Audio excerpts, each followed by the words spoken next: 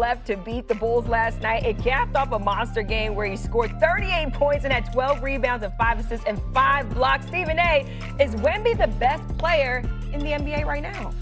You can make a legitimate argument. I'm not going to throw Luka out with the bathwater, averaging 37, 9, and 9. And the Lakers being the top 2 seed in the West. But Wembanyama is special. He is the new face of the NBA. He is something to behold. He's 7'5" with a handle and a J to go along with the rest of his game. And defensively, I don't want to hear another name about Defensive Player of the Year. He's averaging for nearly 4 blocks a game, 3.9. I don't want to hear another name about Defensive Player of the Year. This brother is something. He's baiting people, y'all, because he's not just some 7'5" dude that gets off his feet slowly, Jeff and CC. I mean, this brother springboards. Quick, back, give me that damn. That's who he does. That's what he does. Be careful. And he's in the vicinity, right? He's in the vicinity. Yo. He's in the vicinity with his arm down. You remember when Cedric the Entertainer was on Kicks of Comedy and he joked about black people playing hockey? And he said, you want to put a goon out there. I wish. Yeah, I wish. Remember that? That's Wemby. Wemby in a low post, and he got his arms down, and he's just waiting. He's just standing around there. You really gonna do that? You really gonna do that? Get this shit. I mean, that's him. Yeah. So I'm going like the Defensive Player of the Year easily, to me, is him. But offensively, what this brother is doing, if the Spurs elevate and they can become a playoff team, the only thing I think stops Wemby from being the MVP is if Luka continues to do what he does. Now, I have no doubt Luka can do it because the ball will be in his hands. But here's the #1 story developing in the NBA as we speak. The Los Angeles Lakers are winning without LeBron James. Yep. What are they going to do when he gets back? I think that the challenge for LeBron is going to be to come back because he can do what he does. He's LeBron. But the point is it going to compromise Austin Reeves? Right. If it compromises Austin Reeves in any way, how will that affect the Lakers? And if it affects the Lakers in any kind of negative way, it could affect Luka's MVP challenge. But if it doesn't, and Luka continues to do what he does, I think Wemby wins Defensive Player of the Year. I think Luka wins MVP. But Wemby could win both because he's that big time. Stephen A., the irony of what you said about LeBron, he once upon a time told Kevin Love, fit in or fit out. Right.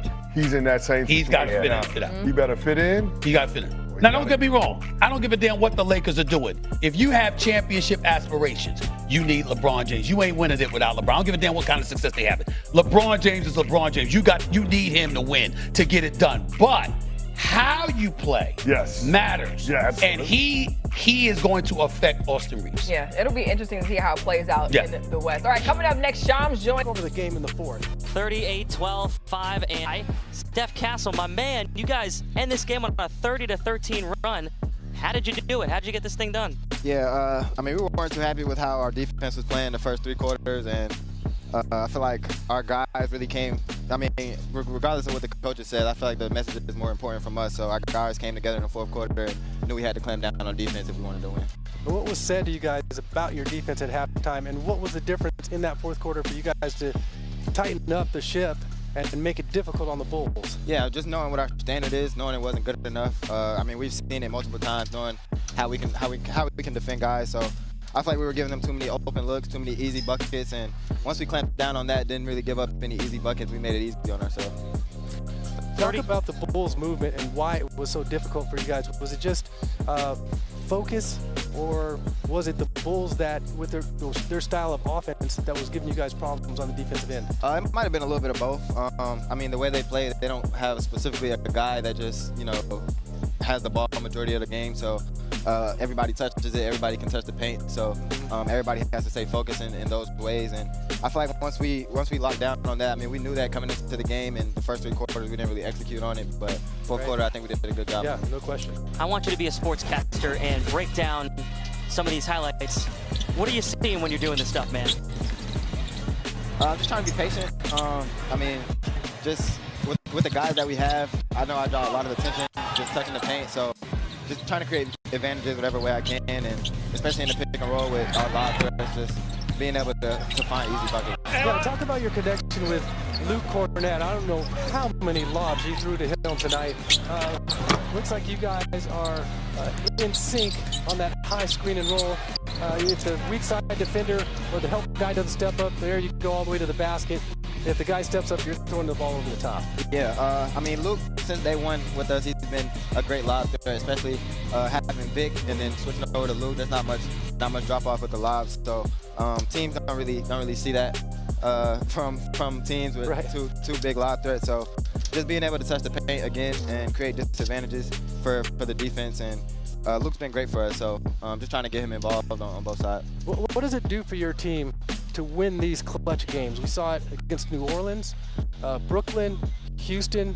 There may be another one that I'm forgetting now. And then tonight, where really when the game's on the line, you guys are getting stops, you're stepping up and making free throws, and you're getting clutch baskets. Yeah, I feel like we always had, supreme confidence in each other, but when we're down and, things aren't going our way, when we can come back and finish games like that, I feel like it boosts that even a lot more. So just getting that much more experience is only going to help us throughout the season. Absolutely. 37 assists, just 8 turnovers your last 3 games.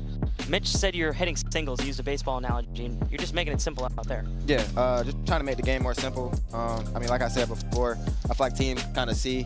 Trey played well. He did. And the Spurs win. So, win-win. Well, it's a win-win, yeah. Hats off to Trey Jones. Yeah. He was trying to get a win against his former team and really played an exceptional ball game. I can't remember what his numbers were. I think 7 assists, 7 rebounds, 22, if I'm not mistaken. And so hats off to Trey Jones and just, bringing the competitiveness, the competitive nature that he possesses to the game.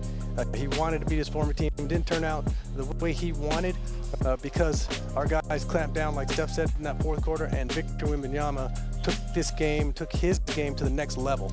And Mitch just there was talking about Luke Cornett as well. I'm going to be very interested to see if they use that lineup more to close games. I mean, those two guys out there defensively closing games, that could be pretty scary down the stretch. Yeah, because they both can move their feet and they both can guard multiple positions. They're not just these big guys that are out there because they're big. They block shots. We saw Luke Cornett a few times out in the perimeter against smaller players, running them off the three-point line, not giving up anything easy. And so if you can get away with having those two big guys and then you have Steph Castle who's an all-world defender, it's going to be really tough for teams if our guys are locked in and focused coming down the stretch to score on those types of lineups. So momentum now for the Spurs. They've won a couple in a row. You got to welcome in Steph Curry and the Warriors for 2 coming up, and then it's the start of a 5-game homestand. The Kings, the Grizzlies, and the Hawks. And the Spurs have yet to lose at home this year. Oh, I hope you didn't jinx them. Don't blame me, blame the graphic. Yeah, it's going to be a big test for our guys. You always want to test yourself against a guy like Steph Curry, Jimmy Butler, Draymond Green. Those guys have been there, done that. They're terrific ball players. Obviously, they're extremely well coached. My guy Steve Kerr